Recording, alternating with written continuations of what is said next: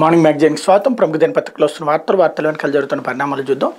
ఈనాడు చూస్తే ఆయన మంచి వసూలు రాజా అన్నటువంటి వార్తను ఒకటి హైలైట్ చేసింది. ఇందులో కమిషన్ల కలెక్షన్కి ప్రైవేట్ సైన్యం ఇటుక తీసుకెళ్లాలన్నా కప్పం కట్టాల్సిందే. బాపట్ల జిల్లాలో వైకాపా ముఖ్యనేత ఇష్టారాజ్యం, ఆయన చెప్పిందే వేదం, చేసిందే శాసనం, ఆదాయాన్ని బట్టి రేటు, మాఫియాకి తీసుకుపోని అక్రమాలు అన్నటువంటి వార్తని హైలైట్ చేశారు. కొత్త వెంచర్కి కూడా కమిషన్ ఇవ్వాల్సిందే. వసూళ్ల పర్వం రోజుకి 60 నుంచి 100 గ్రానైట్ లారీల నుంచి 8,000 చొప్పున నెలకు 144 కోట్ల నుంచి 1,44 లక్షల నుంచి 2,40 లక్షల వరకు సుమారు 150 మట్టిదారుల నుంచి వాహనాలు. ఇదంతా ఒక డీటెయిల్డ్గా ఒకటి రాసుకొచ్చారు. ఆ పేరు రాసేస్తే తప్పేం లేదు. ప్రతి ఒక్కళ్ళు డబ్బులు ఇచ్చేసి అంతటి అమాయకంగా ఇవాళ రోజున జనాలు ఉన్నారనుకుంటామంటే అంతకంటే అమాయకత్వం ఉండదు. ఇంకోటి ఒక పక్కన జగన్ సంపాదించేసుకుంటున్నాడు, కింద ఎమ్మెల్యేలకు ఏమీ దొరకలేదని చెప్పి వాళ్ళు బాధపడుతున్నారని ఇంతకుముందు ఇదే ఈనాడు రాసింది. ఇప్పుడు మరి కింద కూడా వసూలు చేస్తున్నారంటుంది. అంటే వాళ్ళు మారారా, పత్రిక మారిందో తెలియదు. లేకపోతే పొరుగు రాష్ట్రాలను చూసైనా పాఠం నేర్వరా అంటూ ఒక వార్త రాసుకొచ్చింది. అంగన్వాడీల సమస్యలపై సర్కారు ఉదాసీన వైఖరి, సమ్మె చేస్తున్న కిమ్మనమైన రోజు రోజుకి తీవ్రమవుతున్న ఆందోళనలు అని చెప్పేసి రెచ్చగొడతా ఉన్నారు ఖచ్చితంగా అంగన్వాడీలు. ఎందుకంటే ఇప్పుడు ఏదో ఒక యాజిటేషన్ కావాలి. ఇంతకుముందు ఉద్యోగుల్ని రెచ్చగొట్టారు, ఆ సమస్య మధ్య మార్గంగా పరిష్కారం అయింది. పిఆర్సీలు అయిపోయింది. ఇంకో పక్కన ఏదైతే గ్యారంటీ పెన్షన్ స్కీమ్ జీపీఎస్ దాన్ని ఎట్లా ఒప్పుకుంటారంటూ వాళ్ళని రెచ్చగొట్టారు. బట్ వాళ్ళు కన్విన్స్ అయ్యారు. ప్రస్తుతం కన్విన్స్ కాలేనటువంటి విధంగా అంటే కమ్యూనిస్టుల ఆధ్వర్యంలో నడుస్తున్నారు కాబట్టి వీళ్ళని రెచ్చగొడుతూ ఉన్నారు. భారతదేశంలో 3వ స్థానంలో ఉంది ఆంధ్రప్రదేశ్, 3లోనో 4లోనో. ఏది జీతాల పరంగా చూసుకుంటే కనుక 12,000 రూపాయలు. మిగతా ఇది తెలంగాణ వీటిలో అది కూడా మొదట్లో వాళ్ళు ఇచ్చింది తక్కువే. జగన్ 11,500 చేశాక వాళ్ళు 12,500 చేసినట్టున్నారు. తర్వాత ఇక్కడ 11,500 వస్తున్నాయి. వీళ్ళు అడుగుతున్నది ఓ 1,000 రూపాయలు అన్నంత వరకు అర్థం ఉంది. కానీ ఏకంగా 26,000 రూపాయలు సాఫ్ట్వేర్ ఇంజనీర్లకు కూడా ఇవ్వట్లేదు. ఒక పత్రికలో రిపోర్టర్లకు కూడా ఇవ్వట్లేదు. ఇప్పుడు టీవీ ఛానల్ రిపోర్టర్లకు 10,000 రూపాయల జీతాన్ని పనిచేస్తున్నారు. ఆ స్థితిలో ఉంది. ఎందుకు ఈనాడు స్ట్రింగర్లు ఎన్ని దశాబ్దాల నుండి పనిచేస్తున్నారు? ఈనాడు స్ట్రింగర్కి ఇస్తున్న జీతం ఎంత ఉంది?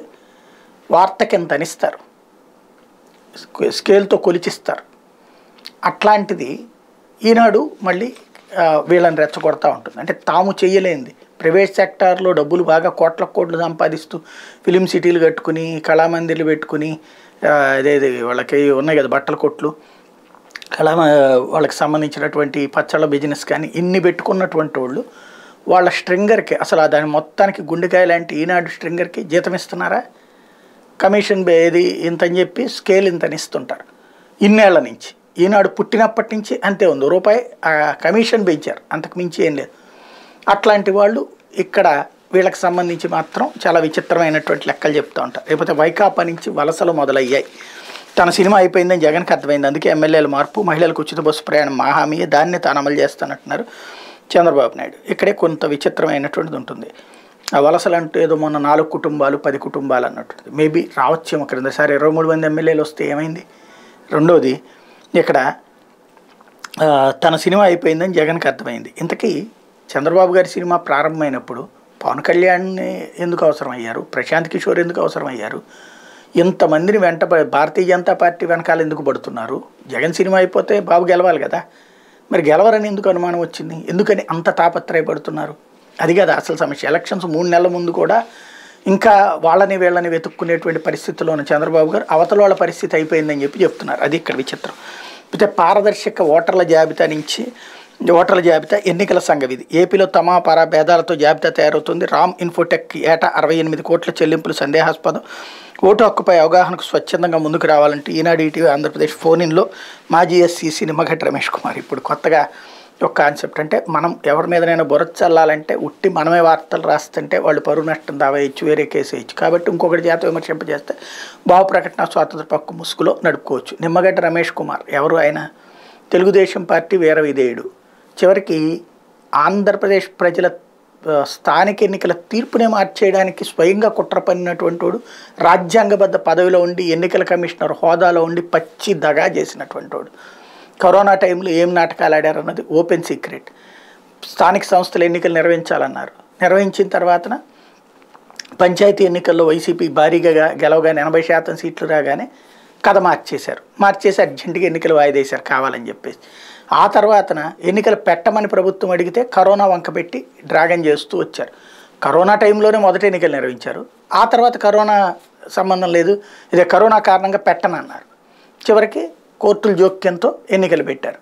అక్కడ కూడా పాపం అంటే అన్ని రోజులు దాదాపు ఏడాదిన్నర ఆలస్యం చేశారు కాబట్టి, ఏడాది పైగా ఆలస్యం చేశారు కాబట్టి ఇక వైసీపీ పని అయిపోయిందని ఈయన భావించారు. అది కూడా రెండవ విడతలో ఆక్సిజన్ సిలిండర్లు వీటికి ఇబ్బంది పడ్డారు ప్రజలు. కరెక్ట్గా ఆ టైంకి ఎలక్షన్స్కి ప్రిపేర్ అయ్యారు. దాన్ని బట్టి అర్థం చేసుకోవచ్చు. అంటే అప్పుడు ప్రజలు అసలు ఫస్ట్ విడత తర్వాత అయితే ఎందుకు చేయలేదు ఆయన, రెండో విడత గ్యాప్ ఉంది కదా ఎందుకు చేయలేదు అంటే, ఫస్ట్ విడత తర్వాత పబ్లిక్లో గవర్నమెంట్కి పాజిటివ్ వచ్చింది, బాగా చేశారు అన్నట్టు. కాబట్టి ఆ టైంలో ఎన్నికలు పెట్టకుండా డ్రాగన్ చేస్తూ వచ్చి సెకండ్ విడత అయిపోయి సెకండ్ విడత మళ్ళీ వైరల్ అయినటువంటి సందర్భంలో అప్పుడు ఎన్నికలు నిర్వహించారు. ఏది ఆక్సిజన్ అవి అందరికి ఇబ్బంది పడ్డటువంటి సందర్భంలో చేసుకొచ్చారు. అయినా కూడా ఆయన దురదృష్టం కొద్దీ జరిగింది. ఇప్పుడు ఆయన ఏదో న్యూట్రల్ అయినట్టు వాస్తవంగా పాపం రఘురామకృష్ణరాజు గారు ఫీల్ అవ్వాలి. ఎందుకంటే మొన్నదాకా రఘురామకృష్ణరాజుని హైలైట్ చేస్తూ వచ్చారు, ఇప్పుడు నిమ్మగడ్డని హైలైట్ చేస్తారు. ఆ మధ్యన సబ్బం హరి ఇట్లాగా అంటే వీళ్ళే ఒక దిగ్గజ విశ్లేషకుడిని తయారు చేస్తుంటారు అనమాట. అందులో భాగం ఇది. కాకపోతే వైకుంఠ ద్వార దర్శనం కోట ముగిసినట్లే అంటూ టైమ్ స్లాట్ టోకెన్ల జారీ నేటితో పూర్తి, దూర ప్రాంత భక్తులకు నిరీక్షణ ఇబ్బందులు, అయ్యప్ప భక్తులకు నిరాశ అంటూ తిరుమల శ్రీవారి ఆలయంలో ఈ నెల 23 నుంచి జనవరి 1 వరకు వైకుంఠ ద్వార దర్శనం కల్పించేది జారీ చేసిన టైమ్ స్లాట్ టోకెన్లు ఆదివారం రాత్రికి పూర్తి కావచ్చని ఐటీజీఎం సందీప్ రెడ్డి తెలిపారు. ఈ నెల 21 రాత్రి నుంచే తిరుపతిలోని 9 ప్రాంతాల్లో ఏర్పాటు చేసిన 90 కౌంటర్ల ద్వారా టోకెన్ల జారీని ప్రారంభించారు. మొదటి 2 రోజులు భారీగా భక్తులు దర్శన టికెట్ల కోసం క్యూలైన్లో బారులు తీరారు. నిర్దేశిత 4 లక్షల పైగా టోకెన్ల కోటాలో ఆదివారం సాయంత్రం 10,000 వరకు మాత్రమే మిగిలాయి. రాత్రికి 10,000 టికెట్లను భక్తులకు జారీ చేసే అవకాశం ఉంది. తిరుమల తిరుపతి దేవస్థానం అధికారులు వెల్లడించారు. దీంతో ఉచిత సర్వదర్శనం టైమ్ స్లాట్ టోకెన్ల జారీ ముగిపోతుంది. వైకుంఠ ద్వార దర్శనానికి రోజుకు 70,000కు పైగా టికెట్లను జారీ చేస్తుండగా వైకుంఠ ఏకాదశి రోజు 67,906 మంది దర్శించుకున్నారు. దర్శన టికెట్లు ఉన్న వారికి మాత్రమే అనుమతిస్తుండటంతో ఈ మేరకు భక్తులు తిరుమల చేరుకుంటున్నారు. శబరిమల ఇతర తీర్థయాత్రలు చేసి నేరుగా ఇక్కడికి వస్తున్న వారికి శ్రీవారి దర్శనం లభించడం లేదు. సుదూర ప్రాంతాల నుంచి వచ్చిన భక్తులు కూడా ఇబ్బంది పడుతున్నారు అన్నటువంటి వార్తని హైలైట్ చేశారు. ఏం చేయాలో ఒకసారి సమాధానం చెప్తే బాగుండేదేమో. లేకపోతే లంచాలు తీసుకోకపోతే మంత్రుల పర్యటన ఖర్చులు ఎవరిస్తారు? రైతుతో మడకశిర తహసీల్దార్ వ్యాఖ్య సామాజిక మాధ్యమాల్లో వీడియో వైరల్. సస్పెండ్ చేసిన ఉన్నతాధికారులు, మంత్రులు ఉన్నతాధికారులు పర్యటనకు వస్తే లక్షల ఖర్చు అవుతుంది, ఈ డబ్బు నా జీతం నుంచి ఖర్చు పెట్టాలని సత్యసాయి జిల్లా మడకశిర తహసీల్దార్ ముర్షావలి ఇటీవల రైతును ప్రశ్నించిన వీడియో ఆదివారం వెలుగులోకి వచ్చింది. వీఆర్ఓ లంచం అడిగారంటూ ఓ రైతు తనకు మొరబెట్టుకోవడానికి రాగా ఈ వీఆర్ఓని సమర్థిస్తూ తహసీల్దార్ చేసిన వ్యాఖ్యలపై ఉన్నతాధికారులు తీవ్రంగా స్పందించారు. ముర్షావలిని సస్పెండ్ చేస్తూ సత్యసాయి జిల్లా కలెక్టర్ అరుణ్ బాబు ఉత్తర్వులు జారీ చేశారు. మెళవాయి వీఆర్ఓ అవతల వ్యక్తి నుంచి లంచం తీసుకుని తనకు అన్యాయం చేస్తున్నాను ఓ రైతు ఇటీవల తహసీల్దార్కి ఫిర్యాదు చేశారు. ముర్షావలి ఆవేశంగా బదిలిస్తూ రాముడి కాలంలో లంచాలను ఏ ముఖ్యమంత్రి ప్రధానమంత్రి ఉన్న అంతే 2 నెలల కిందట నేను వచ్చిన కొత్తలో ఓ మంత్రి ఇక్కడికి వస్తే 4 వీఆర్ఓలు 1,75,000 ఖర్చు చేశారు, ₹1 రాలేదు. ఇటీవల రాష్ట్ర స్థాయి మహిళాధికారి ఒకరు వచ్చారు.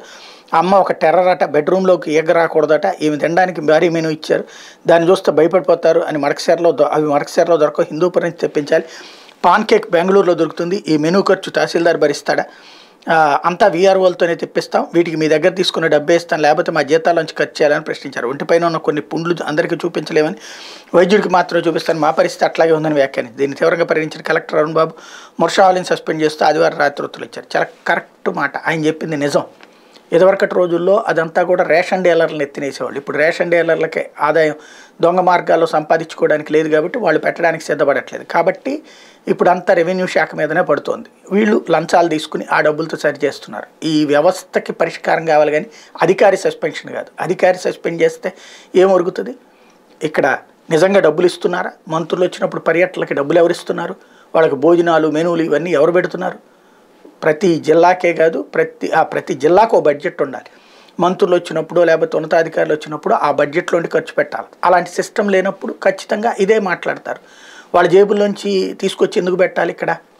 కాబట్టి ఆయన మాట్లాడిన దాంట్లో తప్పేం లేదు. అలాంటి పరిస్థితి వచ్చినందుకు సిగ్గుపడి చర్చించుకోవాల్సినటువంటి ప్రభుత్వం సస్పెన్షన్తో కాలక్షేపం చేయడం అన్నటువంటిది దుర్మార్గమైనటువంటి అంశం. లేకపోతే సార్ అంతే స్వశక్తితోనూ ఎదగనివ్వరు అంటూ ప్రభుత్వ ప్రోత్సాహం కరువై అతివల పరిశ్రమ చతికిల, ఉమ్మడి ఆంధ్రప్రదేశ్లో డ్వాక్రా మహిళల తొలి పారిశ్రామిక సంస్థ దుస్థితి అంటూ వార్త ఒకటి, విషయం ఒకటి. ఇక్కడ అమలాపురంలో స్వశక్తి ఇండస్ట్రీలో పుస్తకాల తయారీలో నిమగ్నమైన డ్వాక్రా మహిళలు, కార్మికులు కలెక్టరేట్ ప్రాంగణంలో స్వశక్తి నోట్బుక్స్ ఇండస్ట్రీ గోదాంకు స్పందన హాల్గా మార్చేశారంటూ వాస్తవంగా అసలు విషయం ఏంటంటే కాకినాడ సెజ్జులో ఏర్పాటైన తొలి పరిశ్రమ మూతబడింది. ఉప్పాడ కొత్తపల్లి మండలంలోని మూలపేటలో 2013-14లో ఫాల్స్ ప్లస్ పేరుతో బొమ్మల తయారీ పరిశ్రమ నెలకొల్పారు. 800 మంది మహిళలకు శిక్షణ గౌరవ వేతనం ఇచ్చి బొమ్మలకు ఆకారం కొట్టడం, దూది కూర్చడం, తయారైన వాటికి ప్యాకింగ్ చేయడం వంటివి నేర్పారు. చైనా, థాయిలాండ్ దేశాల నుండి ముడి సరుకు దిగుమతి చేసుకునేవాళ్ళు. ఇక్కడ తయారైన అందమైన బొమ్మలు, టెడ్డీ బేర్లు అన్ని రాష్ట్రాలతో పాటు 82 దేశాలకు ఎగుమతి చేసేవాళ్ళు. కోవిడ్ సమయంలో వైద్యుల కోసం పర్సనల్ ప్రొటెక్షన్ ఎక్విప్మెంట్, పీపీఈ సూట్లు ఎక్కడి నుంచే తయారు చేశారు. కోవిడ్ అనంతరం ప్రభుత్వ ప్రోత్సాహం కరవడం, ఇతర ప్రతికూల పరిస్థితుల్లో ఈ బొమ్మల తయారీ పరిశ్రమ మూతపడింది. దానికి ఏం చేయాలి మరి? ఇప్పుడు ఇదివరకు చైనా నుంచి రా మెటీరియల్ పంపించి ఇక్కడికి చైనా వాళ్ళే కొనుక్కునేవాళ్ళు. ఇప్పుడు చైనా మీద మనం ఆంక్షలు పెట్టాం. దాంతోపాటుగా ఇప్పుడు కరోనా టైంలో వాళ్ళకి ఆ పని చేశారు. ఇప్పుడు కరోనా టైంలో ఇది లేదు. అప్పుడు దానికి ఏం చేయాలా? బొమ్మల తయారీ పరిశ్రమని ఏమైనా కొని మనమే రాష్ట్ర ప్రభుత్వమే కొని ఏమన్నా అందరికీ గిఫ్ట్ చేయాలా? అట్లా ఇస్తారు, మళ్ళీ వార్త రాస్తారు కదా. ఇక్కడ వార్త ఒకటి, విషయం ఒకటి, రెండవది జరుగుతున్నది మరొకటి ప్రచారం. లేకపోతే సాక్షి, పైత్యం దాటి పైశాచికం అంటూ జనం మెచ్చిన జగన్ పాలనపై అసూయతో రగిలిపోతున్న రామోజీ, పరిపాలనకు మానవీయ కోణం, జనంతో నిరంతరం జగన్ మమేకం అంటూ నేను విన్నాను ఉన్నానంటూ ప్రతిపక్ష నేతగా నాడు ప్రజలకు భరోసా, మాటకు కట్టుబడి సమస్యల పరిష్కారం లక్ష్యంగా నేడు పరిపాలన, సామాన్య ప్రజలకు సైతం అందుబాటులో సీఎం జగన్, బాధితులు చెయ్యెత్తితే చాలు పిలిచి సమస్య పరిష్కరిస్తున్న సీఎం జగన్, అనారోగ్య బాధితులకు వెంటనే ఆర్థిక సాయం, ఆపై ఉన్నత వైద్యం, అర్హతే ప్రామాణికంగా వివక్ష లేకుండా అందరికీ సంక్షేమ ఫలాలంటూ ఉన్నది ఉన్నట్టుగా చెప్పడం నికార్సైన జర్నలిజం, ఉన్నది లేనట్టుగా లేని ఉన్నట్టుగా కనికట్టి చేయడం రామోజీ రోత పాత్రికేయం అన్నటువంటిది నిన్నటి వార్తకి వాళ్ళకి కౌంటర్ వేసుకొచ్చారు. అయితే వివక్ష లేని వ్యవస్థ అంటూ మన ప్రభుత్వ సిద్ధాంతం అదే. సీఎం వైఎస్ జగన్ ఇకపైన ప్రజల నమ్మకాన్ని రెట్టింపు చేసేలా సుపరిపాలన, అభివృద్ధికి నిదర్శనంగా నిలిచిన పులివెందుల పాడాపై అధికారులు, ప్రజాప్రతినిధులు, నాయకులతో సీఎం సమీక్ష, సింహాద్రిపురంలో పలు ప్రభుత్వ నూతన కార్యాలయాలకు ప్రారంభోత్సవం చేశారన్నటువంటి వార్తని హైలైట్ చేశారు. అయితే ఆరోగ్యశ్రీ కార్డు ఉంటే 25 లక్షల వైద్యం చేతిలో ఉన్నట్టే. 3257 ప్రొసీజర్స్తో 25 లక్షల వరకు చికిత్స అనంతరం విశ్రాంతి సమయానికి ప్రభుత్వ సాయం, కొత్త స్మార్ట్ కార్డులు పంపిణీ చేస్తూ పథకం ప్రయోజనాలపై ప్రచారం. ఇప్పటి వరకు 1.04 లక్షల ఆరోగ్యశ్రీ కార్డులు పంపిణీ అంటూ రాసుకొచ్చారు. అయితే ఇక్కడ పాయింట్ నేను ఇంతకుముందు కూడా చెప్పాను, కార్డులు ఇవ్వడం ఇది కాదు, ముందు హాస్పిటళ్లలో పరిస్థితులు మెరుగుపరచండి. ఆరోగ్య మిత్రాల చేతుల్లో ఏమీ లేదు. ఆరోగ్యశ్రీ కోసం వచ్చినటువంటి వాళ్ళు ఫస్ట్ డాక్టర్ దగ్గరికి వెళ్తారు. డాక్టర్ గారు ఆరోగ్యశ్రీ ఉందని చెప్పాలి, కానీ ఆరోగ్యశ్రీ నీ దానికి వర్తించదు అంటూ అనేక హాస్పిటళ్ళు పేదల్ని మోసం చేస్తున్నాయి. ఆరోగ్య మిత్ర దగ్గరికి పంపించట్లేదు. రెండవది వచ్చేటప్పటికి ఆరోగ్య మిత్రలు కూడా హాస్పిటల్ వాళ్ళతో కుమ్మక్కైపోతున్నారు. వాళ్ళ దగ్గర నుంచి 5,000 10,000 తీసేసుకుని వాళ్ళు ఇది తెలిసినా కూడా రాయినటువంటి పరిస్థితి వస్తుంది. ఇక్కడ ఇంకోటి ఏంటంటే గవర్నమెంట్ ఇచ్చే డబ్బులు చాలదు, ఆ పైన ఎక్స్ట్రా ఇస్తేనే మీకు చేస్తాం అని చెప్తున్నారు. దాన్ని అక్కడ ఆరోగ్య మిత్రులు ఎవరూ కంప్లైంట్ చేయట్లేదు, ప్రభుత్వం నోటీస్కి తీసుకురావట్లేదు. దాంతో ఏమైపోతుంది, పేరుకి ఇప్పుడు ఒక 10 లక్షల రూపాయలు, 1 లక్ష రూపాయలు అనుకుందాం ఫర్ ఎగ్జాంపుల్ ఒక ఆపరేషన్, ప్రభుత్వం దగ్గర నుంచి 70-80 వేలు తీసుకుంటున్నారు, వాళ్ళ దగ్గర నుంచి 20-30 వేలు తీసుకుంటున్నారు. ఇక్కడ తృప్తి పోయింది జనానికి. 20-30 వేలు మేము కట్టి చేయించుకున్నాం అంటున్నారు, కానీ ప్రభుత్వం ఇచ్చింది అనే ఫీలింగ్ పోయింది. ఇది అతిపెద్దదైనటువంటి లోపం ఆరోగ్యశ్రీలో జరుగుతుంది. ఆసుపత్రులు చేస్తున్నటువంటి వ్యవహారానికి పరిష్కారం వీళ్ళ దగ్గర లేకపోవడం అన్నటువంటిది ఇక్కడ కీలకం.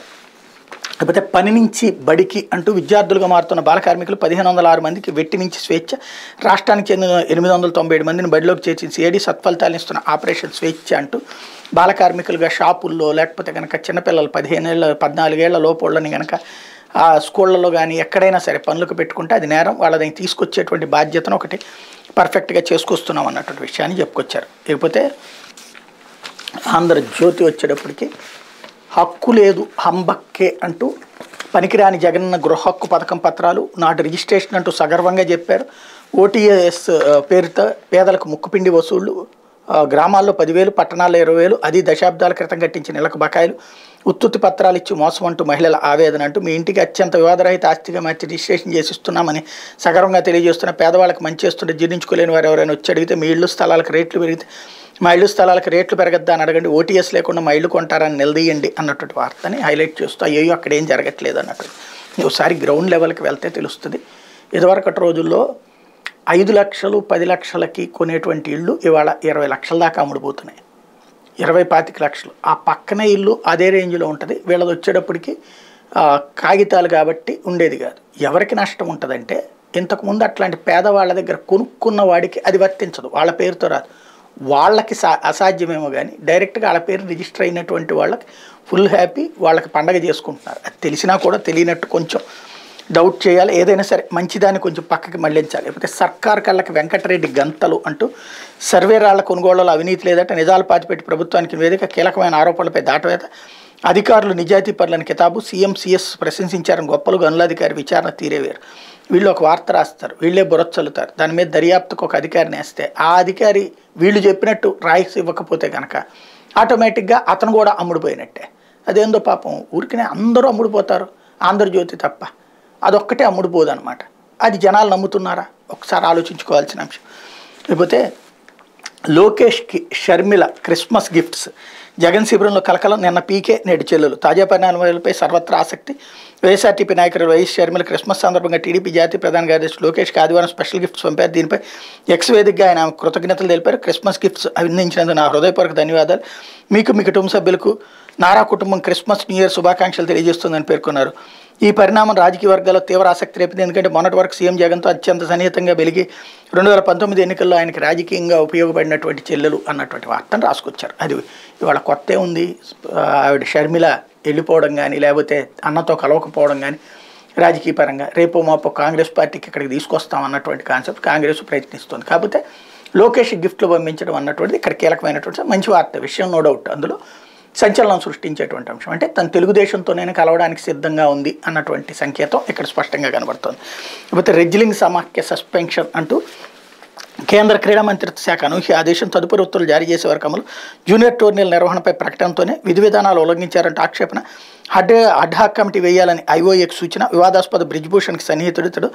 గోండాలో త్వరలో జూనియర్ పోటీలని ప్రకటన. బ్రిజ్భూషణ్ అడ్డాలో పోటీల. సాక్షి మాలిక్ మరుసటి రోజే సమాఖ్యపై కేంద్రం చర్యలు అంటూ ఏదైతే ఈ రెజ్లింగ్ వివాదంలో మళ్ళీ కేంద్రం జోక్యం చేసుకుని పరిష్కరించాల్సినటువంటి పరిస్థితి వచ్చింది. లేకపోతే కానుక ఏది జగనన్న, బాబు హయాంలో క్రిస్మస్ కానుక 8 రకాల సరుకులు పంపిణీ అంటే అప్పట్లో క్రిస్మస్కి సంక్రాంతికి వాటికి ఇచ్చారు కాబట్టి ఆ కానుకలు జగన్ ఎందుకు ఇయ్యడు అన్నటువంటి. జగన్ ఏం చెప్పలేదు కదా, చంద్రబాబు నాయుడు చెప్పాడు, ఆయన ఇచ్చాడు. జగన్ చెప్పింది 10,000 రూపాయలు ఇస్తున్నాడు, లేకపోతే జగన్ చెప్పింది 18,000 రూపాయలు ఇస్తున్నాడు. చంద్రబాబు ఇవన్నీ జగన్ ఇవ్వాలి, జగన్ మాత్రం చంద్రబాబు ఇవ్వడు. రాజశేఖర రెడ్డి కట్టించిన ఇల్లు ఏమో చంద్రబాబు నాయుడు ఇవ్వడు, కానీ చంద్రబాబు కట్టించిన ఇల్లు జగన్ ఎందుకు ఇవ్వడు అని ప్రశ్నిస్తారు. అదొక విచిత్రమైనటువంటి మానసికమైనటువంటి జాడ్యం నడుస్తూ ఉంటుంది. లేకపోతే మాకెందుకు ఈ గోల అంటూ సచివాలయ ఉద్యోగుల్లో అంతర్మదనం, అంగన్వాడీల బాధ్యతలతో సతమతం అంటూ పాపం వాళ్ళు ఏందో సచివాలయ ఉద్యోగులకి ఇంకేం పని పాట లేదనుకుంటారు. వాళ్ళని కూర్చోబెట్టి ఇవ్వడానికి కాదు కదా ఇచ్చేది, వాళ్ళు కరెక్ట్గానే ఉంటారు, వాళ్ళ పని వాళ్ళు బాగానే చేస్తున్నారు. కాబట్టి సమస్య ఏంటంటే వాళ్ళని రెచ్చగొట్టడం. ఒకప్పుడు ఆ సచివాలయ ఉద్యోగుల్ని ఎలాంటి స్థాయిలో తప్పుడు ప్రచారాలు చేశారో చూసాం కదా. ఇప్పుడు వాళ్ళ పక్షాన పోరాడుతున్నట్టుగా ఒక కలరింగ్ ఇస్తూ వాళ్ళకి అయ్యయ్యో పాపం అంటూ ఓ పక్కన అంగన్వాడీలను రెచ్చగొట్టాలి, సచివాలయ ఉద్యోగులను రెచ్చగొట్టాలి, ప్రభుత్వ ఉద్యోగులను రెచ్చగొట్టాలి, ఆంధ్రప్రదేశ్ అస్తవ్యస్తం అవ్వాలి. అదే కేసీఆర్ ఉంటే కనుక ఉచ్చబోసుకుంటే ఇంట్లో కూర్చోవాలి, అక్కడంత ప్రభుత్వం అద్భుతంగా ఉందని చెప్పాలి, ఆయన ఓడిపోయినా కూడా ఆయన స్వయంకృతం అని చెప్పాలా, అప్పుడు వీళ్ళ తప్పేం లేదని చెప్పాలా. ఇది ఒక విచిత్రమైనటువంటి మానసిక జాడ్యంతో నడుస్తూ ఉంటుంది. లేకపోతే నేవీ అమ్ముల పొదిలో ఐఎన్ఎస్ ఇంపాల్ అంటూ రేపు ముంబైలో నౌకాదళానికి అప్పగించబోతున్నటువంటి రాజ్నాథ్. భారత నేవీ అమ్ముల పొదిలో మరో అత్యాధునిక యుద్ధనౌక చేరబోతుంది. హిందూ మహాసముద్ర ప్రాంతంలో చైనా చొరబాట్లు పెరుగుతున్న నేపథ్యంలో మన దేశ సముద్ర సామర్థ్యాన్ని పెంచే దిశగా ఐఎన్ఎస్ ఇంపాల్ మంగళవారం భారత నౌకాదళంలోకి ప్రవేశపెట్టనున్నారు. రక్షణ మంత్రి రాజ్నాథ్ సింగ్ సమక్షంలో ఈ నెల 26 ముంబైలో నావల్ డాక్యార్డ్లో జరిగే కార్యక్రమంలో పూర్తి స్వదేశీ పరిజ్ఞానంతో రూపొందించినటువంటి ఈ స్టెల్త్ గైడెడ్ క్షిపణి విధ్వంసక నౌకను ప్రారంభించినట్టు అధికారులు చెప్పారన్నటువంటి వార్తను హైలైట్ చేశారు. లేకపోతే రైడ్ క్యాన్సిల్ చేసి లగేజీ పట్టుకెళ్లారు. అమెరికాలో లిఫ్ట్ డ్రైవర్ నిర్వాకం, భారతీయ విద్యార్థినికి కష్టాలు. అమెరికాలో లిఫ్ట్ కంపెనీ డ్రైవర్ చేసిన నిర్వాకంతో హార్వర్డ్ యూనివర్సిటీలో చదువుతున్నటువంటి భారతీయ విద్యార్థిని తీవ్ర ఇబ్బందులు పడుతున్నారు. రైడ్ని అర్ధవంతరంగా క్యాన్సిల్ చేయడంతో పాటు ఆ వస్తువులు తీసుకుని ఉడాయించారు. కేంబ్రిడ్జ్లో ఉంటున్న శ్రేయా వర్మ అనే విద్యార్థిని తనకు ఎదురైన కష్టాలను సోషల్ మీడియాలో వెల్లడించారు. 6 రోజుల క్రితం స్వదేశానికి రావడం కోసం తన ఇంటి నుంచి లోగాన్ అంతర్జాతీయ విమానాశ్రయం వెళ్ళడానికి లిఫ్ట్ కంపెనీ వాహనం బుక్ చేసుకున్నారు. మార్గ మధ్యలో తన హెడ్ ఫోన్స్ మర్చిపోయినట్టు గుర్తించిన శ్రేయ తన ఇంటికి వెనక్కి తీసుకెళ్లాల్సిన డ్రైవర్ని కోరారు. శ్రేయ తన ఇంట్లోకి వెళ్ళి బయటకు వచ్చి చూడగా డ్రైవర్ రైడ్ క్యాన్సిల్ చేయడంతో పాటు తన లగేజీ తీసుకుని వెళ్ళినట్టు గుర్తించారు. బ్యాగ్లో వీసా, పాస్పోర్ట్ సహా డాక్యుమెంట్, ఎలక్ట్రానిక్ వస్తున్నట్టు అని తెలిపారు. వస్తువులు $30,000 వరకు ఉంటుందన్నారు. డ్రైవర్ని సంప్రదించి తన లగేజీని వెనక్కి పెంచాల్సిందిగా లిఫ్ట్ కంపెనీ సీఈఓని ఆమె కోరారు. స్థానిక అధికారులు పోలీసులకు కూడా ఫిర్యాదు చేశారు. డ్రైవర్ ఆచూకీ కోసం ప్రయత్నిస్తున్నారు. అయితే డ్రైవర్ వివరాలు అస్పష్టంగా ఉండటంతో గుర్తించడం కష్టంగా మారిందని ఆమె ఆవేదన వ్యక్తం చేశారన్నటువంటి వార్తను ఇక్కడ ప్రధానంగా హైలైట్ చేశారు. ఇది విద్యాన పత్రికలో వచ్చినటువంటి వార్తలు వెనకాల జరుగుతున్న పరిణామాలు.